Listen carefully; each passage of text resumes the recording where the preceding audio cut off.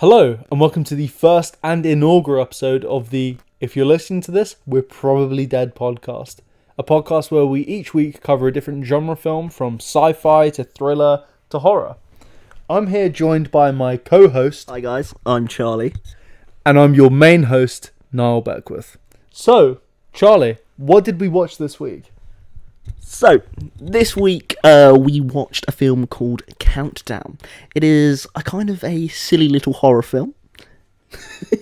A silly little horror film. It's on Netflix, so if you are interested in watching it, you could go and watch it on Netflix.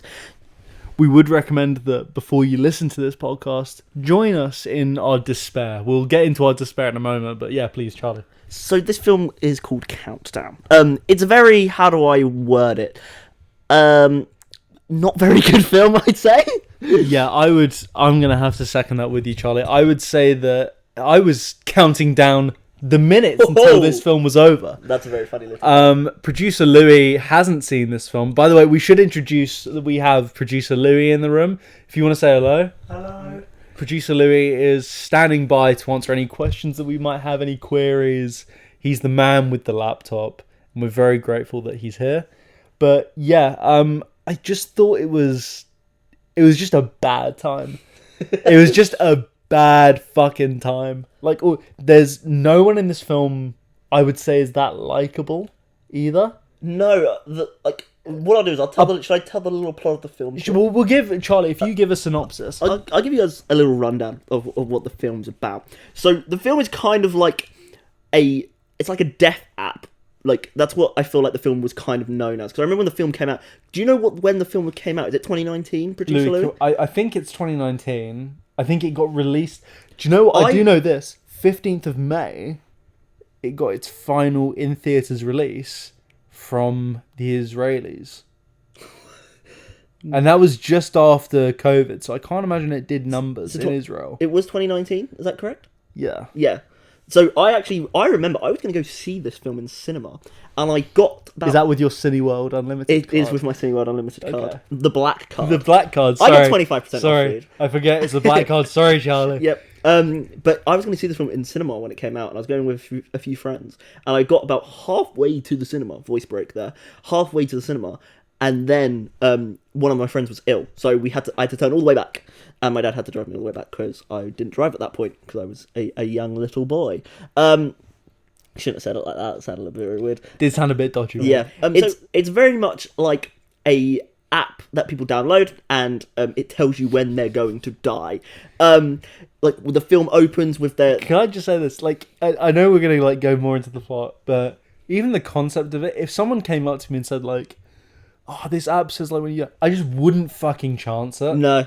Like, in no world would I chance it. No, it's very much... The film opens up with these kids... It opens up at a party, right? Yeah, it opens up at a party, and... But could you place the age of anyone there? No, because the girl, the first character... Everyone's, like, either 40 or 14. It felt like I was watching the Spider-Man, the original Spider-Man film. Yes. Like, I could not tell you, like, I'm guessing they're young, because they're at, like, a school party, but most of them could look at least...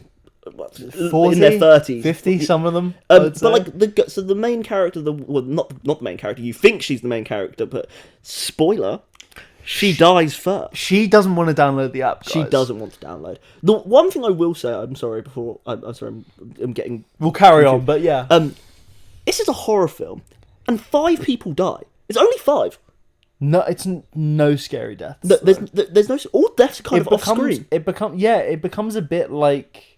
Some of them are a bit Final Destination-esque. Yeah, that's one thing, because I watched this... Like, the first death, she gets, like... You don't even see how she dies. She gets just taken up to the sky, basically. And then you just hear her getting thrown about, and then thrown to the floor, and then you see on the phone the countdown leads to 0, yeah. And then you see her go, eh. Yeah. And then her boyfriend, who... Yeah, so here's the thing. Her boyfriend says to her, stop freaking out about this app. You're being stupid. And he goes, there's a bit where he's about to... She goes, I don't think you should be drinking and driving. Oh yeah, bro was like, yeah, I'm drinking and driving. He even says, oh, I drive better when I'm drunk. Bro crashes into a tree a minute later. Yeah, so he does that, but then when she's like, I'd rather walk if you're going to drink and drive. He goes, oh, I hate it when you do this. It's a pretty reasonable thing to say. Yeah, to say, I don't want to get into a car while you're drinking and driving. And the fact is as well, so let me finish the synopsis of the film. So you become the beginning of the film, you meet this character, I've forgotten her name, she's not important. All her friends download this app and they're comparing when they're going to die and the times. And they're like, oh, I've got this long, I've got this long. And then the girl who doesn't want to download it, she sees that she only has like a few hours left or something. So she starts getting scared. Because she goes like, I only got 3 hours. And then everyone's like, oh my god, you have to drink! God, you're going to fucking die! Drink. You've got to drink all this booze now. And then the guy goes, her boyfriend goes, oh, don't worry about it, you'll be fine. I'll finish the drinks with you. So they drink, then, as we said, they go to the car. The woman doesn't want to drive, doesn't want to get in the car, because she's like, that'll be around the same time, so she walks home. The craziest thing about this film, I will say, I watched this film while eating a succulent Chinese meal. I watched it, half of it I watched last night when we were recording this, and then half of it I watched this morning. Damn. So it was fresh in my head, because I was just like, I can't fucking watch any more of this. And it was very much like, yeah, I missed, like, so basically when the woman's walking home, you see like this, spoiler, it's a demon that's causing these problems. And you wouldn't get that from the fucking cover of the app though, would you? There's literally like the face of Satan. I was watching it and I was like, oh, because I didn't know much about it when I started watching it. I thought it was just going to be like a killer. And then, like, it went, like, there's a scene where they go, oh, so basically, there's a scene where the main character and the other main character, and her name is Quinn, and is it Mark? Is that her, is that the guy that she kind of randomly... Yeah, the random she meets, is it Mark? Louis, could we get that searched up, please, producer Lou? I know her name's Quinn, Are you talking about the guy who she kind of starts going out with? Yeah. There's a bit in this where they go into a bar. Sorry to trail off, but there's a bit where they go into a bar and then they're talking to this guy who's like clearly a conspiracy nut. Yeah.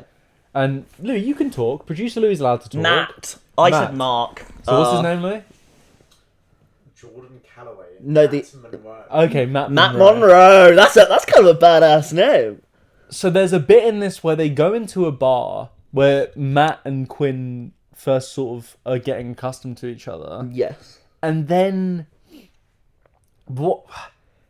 there's like a conspiracy nut in there who's talking about like the Illuminati and stuff like that. And then basically, the beginning of the film, woman downloads the app. Sorry, she says 3 hours. She goes home. She's a bit scared. She keeps seeing things like demons, or she thinks they are. And then she goes into the bathroom, and then she dies. But before she goes home, just to say, I can't remember if you said it, but this is to like go back to the beginning. This is at the beginning. Yeah. Yes. So when she gets out of the car with her boyfriend, the phone updates and says terms and conditions have been broken. Yeah. Because the premise being that if you try and avoid your fate fate becomes worse. Yeah, I think was the gist. Something like that. And so because she got out the car, that was where she was going to die. She was going to die in the car crash, because you see when she dies, you see that her boyfriend crashes the car, and you see in that shot that like the piece of like tree went straight through the where wing she would have been sitting. So she was meant to die there, but she didn't, because she got out of the car. But she still dies. Even if so if she didn't download the app, she still probably would have drank, right? Yeah, and she would have just died. So would she have died in the same way, or is that like the demon putting that into? I think she would have died the same way in the car. I think that was the point. I think if you breach, you were going to die, whatever the reason was. But then, basically, after that happens, we meet our character called Quinn. She's a nurse. She is a nurse. Well, she just becomes full nurse. She just became a nurse, and you've got Dr. Sullivan. You got Dr. Sullivan, who's... We'll get to Dr. Sullivan. I thought he was going to be the villain. I thought he was the killer watching it. The first thing, I thought, this guy's a bit dodgy. And then So you meet Quinn. She's played by Louis. Could you just remind me who she played? Who plays Quinn? And could you get us up? Could you Elizabeth Lale. Elizabeth Lale? And she plays that me and my girlfriend. What, Lee? What else is she in? Could you? She's in Five Nights at Freddy's. Is she plays, in Five Nights She at plays Freddy's? Vanessa. Who's Vanessa? The I don't know who Vanessa is. The cop lady in the film. I kind of. There's a cop. Yeah, she's Vanessa. She is Matthew Lillard's daughter. Because is that like in the games though? No, that's in the film. Vanessa's not in the games. She's also in the games. Where? She is. You need Caitlin for this part. She's more of a Okay, wait, Five Nights at Freddy's Louis, person. go on. Elizabeth Lale is known for bangers such as the 2018-2025 series You. Oh yeah, she was the She's first. in You. Yeah, she was the she's first the first. person- Yeah, yeah. I thought I recognised her. Yeah. I've never seen You, but Caitlin has. That's my girlfriend. I've seen the first season. That sounded really obnoxious from me. That's my girlfriend. But I didn't mean it like that. But yes, so we meet her, meet My Quinn. girlfriend's seen You as well. Okay. You. But you meet Quinn. She's a nurse.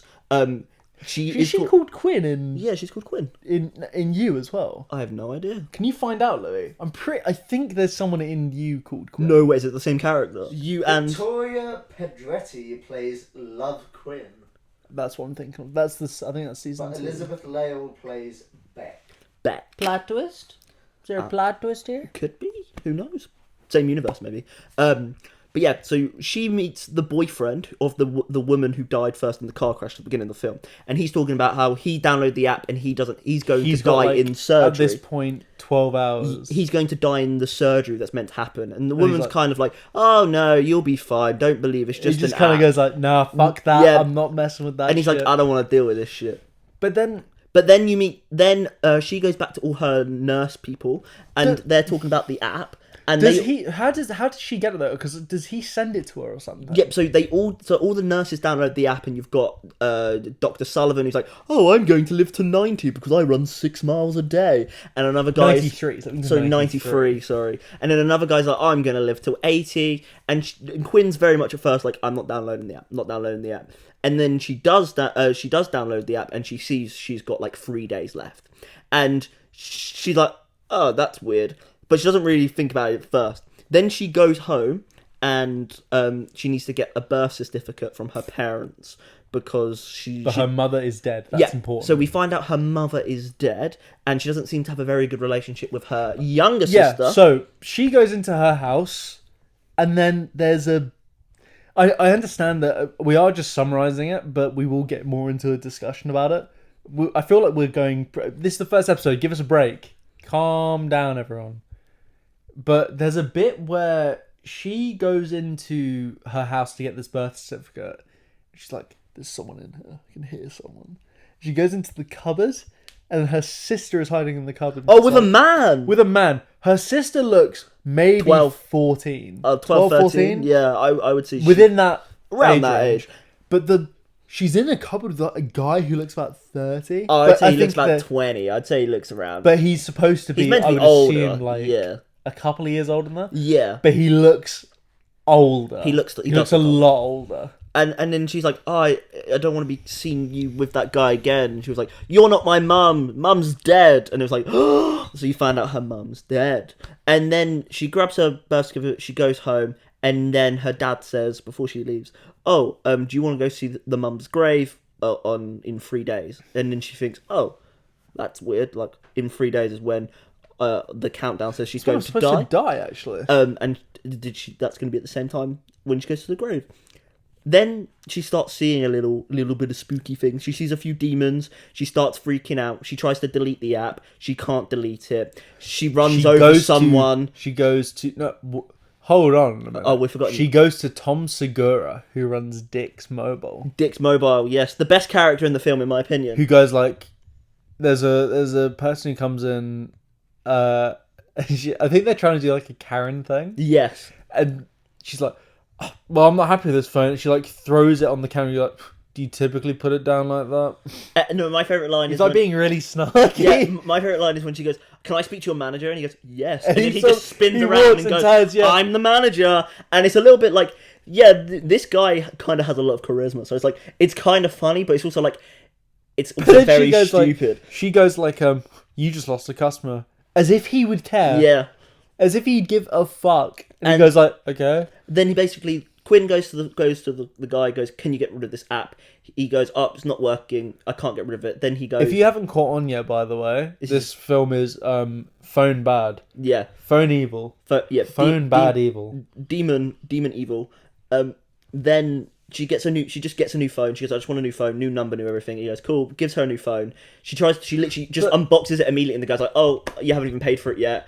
I guess I trust you." But this is the thing I didn't get right, is that she still has the old phone. Yeah, she It still has the app on it. That's the one thing I was so confused about. It was like the time doesn't change because she's gonna get a new phone. Like, I guess like because she's kind of crazy that she doesn't know what to think. She's like, And then we see, what did we say his name was? Mark. Mark. No, Was it's it not Mark. It's Matt. Matt.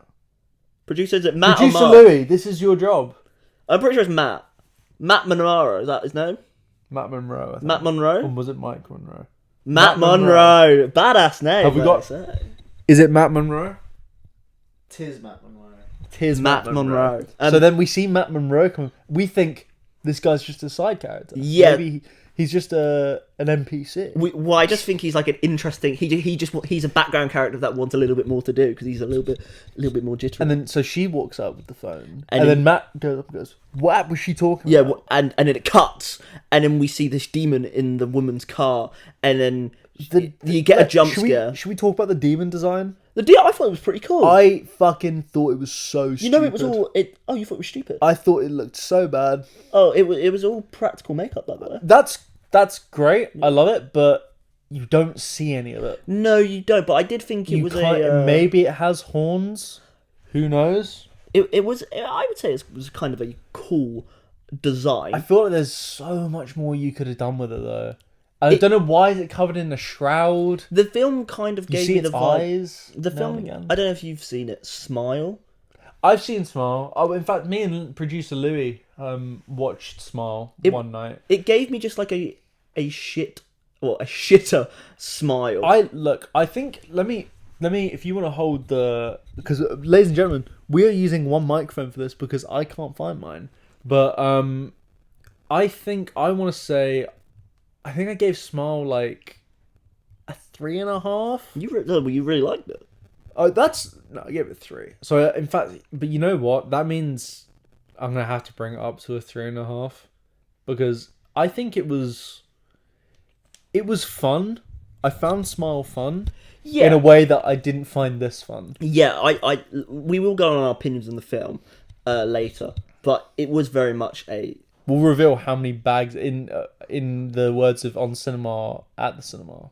We'll go into how many bags of popcorn we gave. I'm joking because otherwise I think Tim Heidecker would sue us. But yeah, so she sees the demon in the car.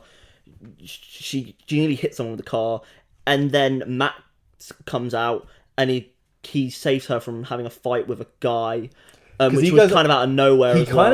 It's so weird as well. He like takes his jacket off. And he's like, "We got a fucking problem over here." Yeah, he's like, this. By the way, this woman has literally just hit this guy's car, and the guy's like, what'd you do that for? And then Matt's like, "Yo, leave her alone, man. Leave her alone. Let's fight." And the guy's like, "But you hit my car." But then he goes like, "Oh, it's just a fender bender, just a actually." fender bender, man.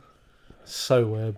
But then she meets Matt. Matt's like, "Oh, I've also got the app," and he has less time to live with her. So then they go to a bar. They have a few drinks. That's when they meet this arsehole of a character that talks about the Holocaust not being real. They trick him. They first look at the terms and conditions, and they're like, and they do like this. He's scene. not woke at all. They see this. They do this scene which is so stupid, where he's like, where she asks Matt, did you not read the terms and conditions? And he goes, "Oh yeah, no, of course I read it." And then he looks at like he looks at her and goes, No one reads the terms and conditions." And he's just like, okay, like yeah, it was very much kind of like being a little bit like, "Oh, everyone should read the terms and conditions a bit more." And I was like, because I think again it's giving like that, phone bad thing of like, because there's that South Park episode yeah, where is it Louis? You producer Louis will remember. Is it who's the character Cartman hates? Is it not Kenny? Butters, Not Butters. The one who has the green hat. Kyle.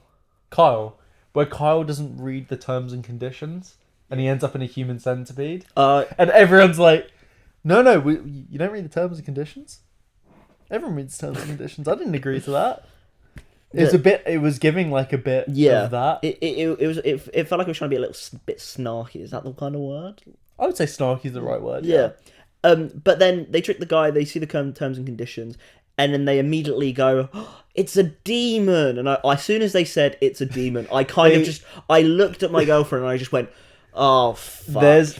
So then they go to talk to so earlier in the film they introduced that there's a priest or like a chaplain at the hospital, and they go to talk to him and they're like, "So like, is this a demon?" And the guy's like, it's like what would probably be the most realistic take on a priest, where he's like, demons are more of like a what's the word, like an analogy. I thought the guy was kind of funny. I like, he was like, "Oh, I fucking love demons." Oh, no, I'm talking about the other guy. Oh, the first priest they go talk to. I can't remember that because he goes like, it's more of like an analogy for evil in the world and stuff like that. And then they go to this other priest. They're like not happy with that analysis. They go to the next guy and he's like, "Fuck yeah, demons are real. Demons are fucking real." He's like, "You not read the Bible, bro?"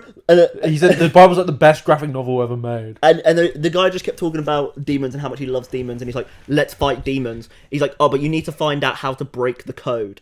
Like you need to find out to like break. It's like an enchantment, basically. Yeah, like a curse." So they go back to the phone guy, and the phone guy like hacks into the app, which was the most stupid thing ever. Because if this guy's a demon, I feel like he would have powers. Years. They add years. They add years. So they make themselves all going to die like longer. This is where really? Wait, sorry. This is where Quinn finds out that his sister. I just realized we didn't talk about like that. It sets up later in the film that like there's a bit in this film. Bear in mind this film was PG-13. There's a bit in this film where the doctor like tries to force himself onto Quinn. We kind of just went straight over Dr. Sullivan. So fucking, it's the most uncomfortable thing. And then ever. He blames it on the woman. Yeah, like it's a very common thing, obviously, but those bits of the film. I felt like it was just not needed in the film. Like I think it worked though. But, like, those bits were, like, that was the scariest part of the film. Yeah. Dr. Sullivan was very... Dr. Sullivan... This is what the episode title of the podcast is going to be. Fuck Dr. Sullivan. Mm-hmm. Fuck him. He was actually the real villain. In my letterboxd review, I did say Dr. Sullivan was the real villain in that film. Yeah. He was fucking awful. But let me just finish the synopsis. And then it turns out he was doing it to like loads. There's like a subplot that he was doing it to like loads of other people. Yeah, he did it to like 4 or 5 women. You find out at the end. It's so weird. But Dr. So let me finish. They go to the phone guy. He hacks it. He adds years to them. This is where Quinn finds out her sister also downloaded the app. But then they're like, "Oh, we're safe. We've put years on the app." But they also find out that her sister's also downloaded that, and she's going to die a few minutes before Quinn. So this is where she finds out, it's going to be definitely at the when I go see my mother. And the guy, my favorite line was when she goes, "Oh my god, my sister's going to die at the same time as me," and then the guy on the phone goes, "Well, actually, she's going to die 4 minutes earlier." It was like champion. Actually, no. But then they bribe this guy into doing this by like giving them their credit cards. Yeah, they just give him their credit card, so he just commits credit card fraud. This one's got a 2,000 spend limit. Yeah. And then he goes, and then Matt, is it Matt? Do we agree it was Matt? Yeah. Matt goes like, Matt Monroe. This one's got $300 left on it. Yeah, and he goes, I feel like they don't ever say his last name. Matt Monroe. They never say that. No, I just found out because he just said it. Did it say Matt Monroe, Producer Louis? Yeah. Producer Louis says it. He says Matt Monroe. But then they go back to they spend a night together, don't they, Monroe and Quinn? And then there's like, he puts his arm over it, but she doesn't. It's the demon. And then they get out. We're nearly at the end, guys, of the synopsis. We'll actually get into the fucking plot. If this is boring, it's because the film's boring. The film, okay, let's just speed through it. They go to the sister's house where the sister's staying. They pick her up because she's now seeing. But then demons. That's where Matt doesn't. No, Matt don't. Okay, So then they go to the priest. The priest is like, "We're going to put down a circle of salt," and they all stay in it. And it works, and it starts to work. Matt's brother makes an appearance because he blames him because he took a dinosaur toy or when something. the kid was dying. So Matt's brother died when he was younger, and he blames himself because he stole his toy before he died. And then he gets brought out, and then he gets put against a tree, and a car like crashes into him. So basically, It's a very like when you're saying it out loud like this, the film like there's the narrative of it is just completely shockingly just bad. And then basically the priest tells him the way to break the curse is you've got to say that he's lying. So if you can outlive him by a second, the curse would be gone. Yeah. So outlive the app. yeah, by a outlive second, the app. yeah. And that's the whole thing. So that's why they put him in the salt, because they think they can keep him longer, he'll survive. He gets out of the salt because he sees his dead brother, and then he dies by a car hitting him. So then they go. Oh no! And then something happens to her sister in that point. She gets stabbed by the glass. They go back to the hospital. The hospital where Dr. Sullivan treats her and is like kind of touching her face in a creepy way. Yeah, and he also smells like, her. Oh yeah, no, that happened. No, he doesn't smell her. He smells Quinn. Yeah. So yeah, earlier in the film, like before it's revealed that like he's a wrong'un, he just starts smelling her. He like smells the side of her head, and it's like, because you don't see where it's going. It's not like it's setting up. It's like that's just fucking weird. Yeah. To do that to your co, and then obviously it's revealed he's a wrong'un, so it does work. But basically, the ending of the film is Quinn thinks if she can take another life, so she's going to try and kill Dr. Sullivan, she thinks that would work.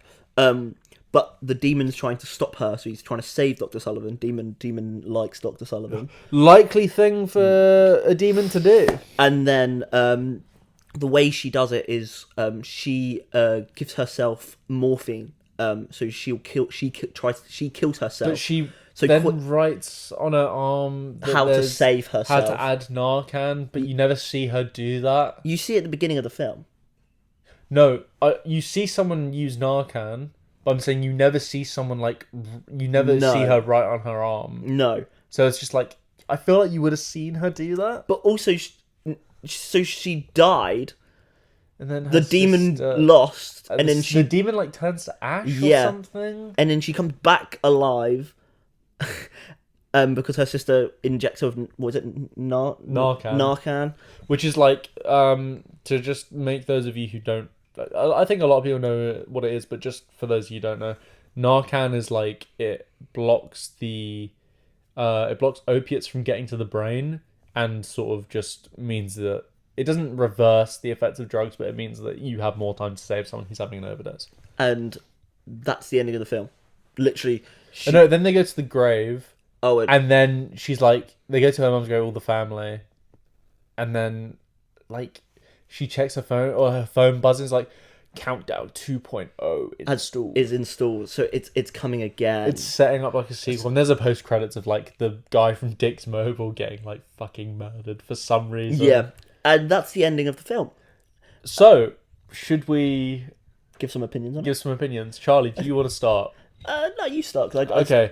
I thought this film was fucking bad. I thought it was so bad that there was a few cool things in it, like the way they shot. Like there was a bit where the car is being shot and shot from behind. It's really stable. I thought that was really cool. That was like a 5-second shot. Exactly. That was but those are the only cool bits of the film. Like those 5-second bits where people are actually experimenting with form. Not form, but like cinematography, I guess. I thought the film was something about me. I love a bad horror film. I do as well. I love a bad horror film as well, but it has to also be entertaining. There were bits where I was just like, okay, yeah, oh, and then and that's something. Someone's gonna, oh yeah, oh look, oh that's happening now. It was very predictable. Yeah, I felt. I guessed the ending of the film quite quickly because I remember saying at the beginning of the film when she was a nurse, a patient came in, she overdosed, and they used Narcan to save her. And it was such an obvious setup. I literally said to Caitlin when I was watching it with, I was just like, oh, I'm guessing that's how it's going to end. And she was like, oh no. And I was like, yeah, probably not. And then I kept saying, oh, maybe Dr. Sullivan's the bad guy. And I was like, oh, it's a demon. And I was like, maybe Dr. Sullivan's a demon. I really wanted Dr. Sullivan to be the bad guy. I Just felt because like they were setting it up in a way where he was supposed to be, or you were supposed to think he was. Yeah. Or I think he was just a bad guy. Yeah, I just think he's a dick. He was a bad apple. Bad apple was a bit of a low key way to describe him. He was fucking horrendous. So at the end, he does get arrested. He gets sent to fucking prison. Yes.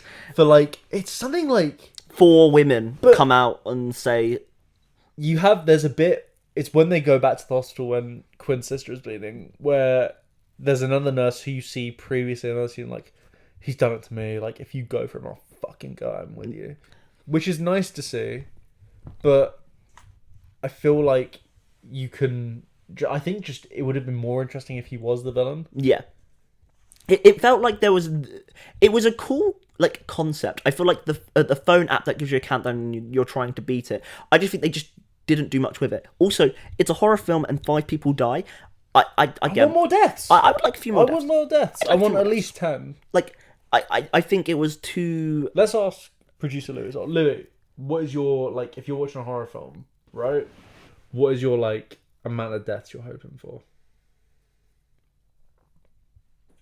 Probably about 70% of the cast. 70%. Okay, no, that's fair. That's fair. I don't think like I'm not saying all horror films have to have deaths in. Like there are some good ones there where not many people die at all.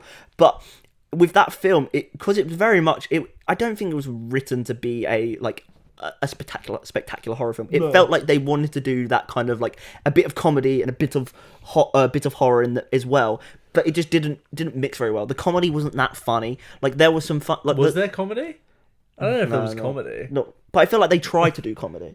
Like the guy at the phone store, I think he was a good character, and the demonologist, I think they were good. But as you said, none of the people I cared about. I love that. Who played that priest character actually? He was in Wolf of Wall Street. No, he wasn't. He was. Yeah, I swear he was. He was one. Oh, was he the guy? Was he like one of the main guys? He was one of the guys that wore the toupee. I'm pretty sure. Oh yes, he was toupee man. That is true. What's his name though? It was PJ Byrne. There he is, big PJ. PJ Byrne. Was you a PJ Byrne fan, Louis? No, Louis shook his head and no. Louis not a PJ Byrne fan. We can confirm that. Was he in? Oh, I thought you said he was. He's in A Complete Unknown as well. I think he's one of the owners of the festival. So he's just in a lot. He's in a lot of better films. But I would say the film was okay. If you're just wanting to watch something and laugh at, it's solid. If you're actually wanting to enjoy a film, probably not the one. I don't know what I actually rated it on Letterboxd. I'm pretty sure I gave it. I think you gave it like 2.5. 2.5. I want to say it was better than Maxine. We will talk about. I want to. I'm not rewatching Maxine. We're gonna do the X trilogy at some point. I can't. I can't watch Maxine. We've got a lot of plans for like films that we want to cover. I can't watch Maxine again. Next week will be a good film. I promise we'll actually talk about a good film and what we thought of it. But like, who knows? We just want to watch like cool genre stuff, scary stuff. So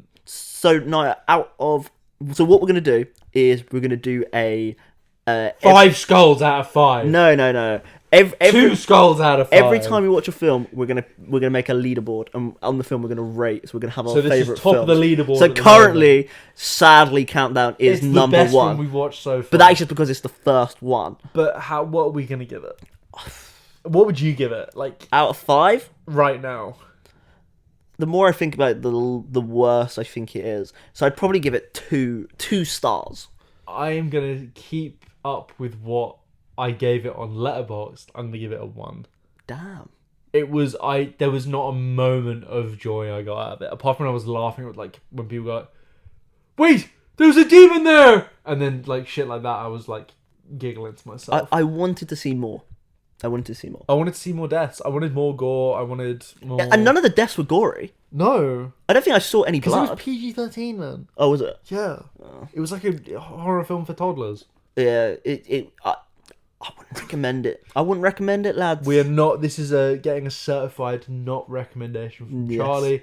Now, producer Louis, from the synopsis that we've given you, this is what we're also going to ask Louis each week.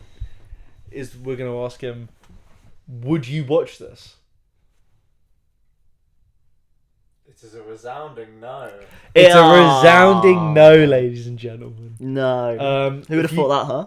Okay, so we just wanted to do like a quick episode this week, so we could give you guys our thoughts on the film. And a little taste of what's to come. This is just a pilot episode, let's treat it as that. is. We are going to be back next week, though. Next week, this is what we're also going to do. You are going to get a hint as to what we're watching next week. I'm also going to get a hint because I don't know what we're watching. Please guess down below. Can I have a guess as well? You are feel free to guess. So we've got I made a letterboxd list of all the films that I'd like to cover on here. Mm-hmm.